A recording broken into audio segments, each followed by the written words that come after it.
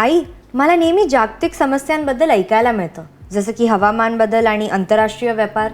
हे सगळं समजून घेणं महत्त्वाचं आहे का? खूप छान प्रश्न आहे मीरा. जग एकमेकांशी जोडलेलं आहे आणि जागतिक जाणीव आपल्याला समजायला मदत करते की एका देशातील घटनांचा इतर देशांवर कसा प्रभाव पडतो. चला, आपण जागतिक जाणीव का महत्त्वाची आहे आणि ती कशी विकसित करू शकतो ना, हे समजून घेऊया. ग्लोबल अवेअरनेस म्हणजे काय? तर जागतिक जाणीव म्हणजे जागतिक समस्यांची, सांस्कृतिक विविधतेची आणि राष्ट्रामधील परस्पर संबंधांची जाणीव.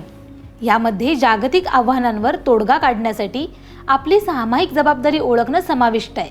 आता याचं महत्त्व काय आहे? तर सहानुभूती आणि सांस्कृतिक सहिष्णुतांना प्रोत्साहित करणं आपल्याला माहितीपूर्ण जागतिक नागरिक बनवण्यास मदत करते. जागतिकीकरण झालेल्या जगासाठी आपली तयारी करते, जिथे करिअर आणि शिक्षण आंतरराष्ट्रीय सहकार्याशी जोडलेले असतात. ग्लोबल अवेअरनेसचे मुख्य घटक काय आहेत? तर जागतिक समस्यांची समज. जागतिक समस्यांची उदाहरणं द्यायची झाली तर हवामानातील बदल म्हणजे वाढणारे तापमान हे शेती, आरोग्य आणि परिसंस्था यावर परिणाम करते.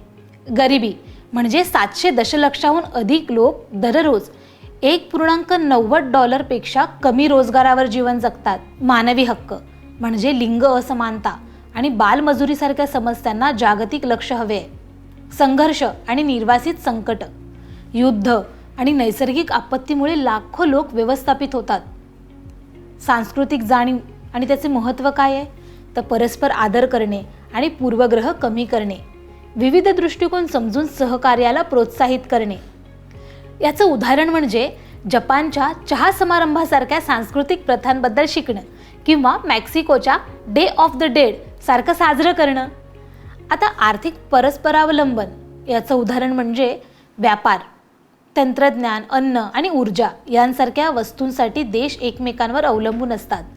जागतिकीकरण, एका देशात तयार केलेले तंत्रज्ञान दुसऱ्या देशात उत्पादन केली जाते आणि जगभर विकली जातात. आता जागतिक आव्हानं आणि उपाय काय आहेत? सामूहिक प्रयत्न समजून घेणे म्हणजे सतत टिकणाऱ्या विकासाचे ध्येय म्हणजे SDGs, गरीब, असमानता आणि पर्यावरणीय आव्हानांवर 2030 पर्यंत तोडगा काढण्याचा संयुक्त राष्ट्राचा आराखडा. WHO जे आरोग्यासाठी कार्य करतं आणि युनिसेफ जे लहान मुलांच्या हक्कासाठी काम करतं, यांसारख्या आंतरराष्ट्रीय संस्थांचे कार्य. ग्लोबल अवेअरनेस विकसित करण्याचे टप्पे काय आहेत? तर माहिती ठेवणं, BBC, अल जझीरा किंवा रियूटर्स यांसारख्या विश्वासार्ह स्रोताकडून आंतरराष्ट्रीय बातम्या वाचायच्या किंवा पाहायच्या. UN किंवा वर्ल्ड बँक यांसारख्या संस्थांचे अपडेट्स फॉलो करायचे. सांस्कृतिक विविधता एक्सप्लोर आणि साजरी करायची.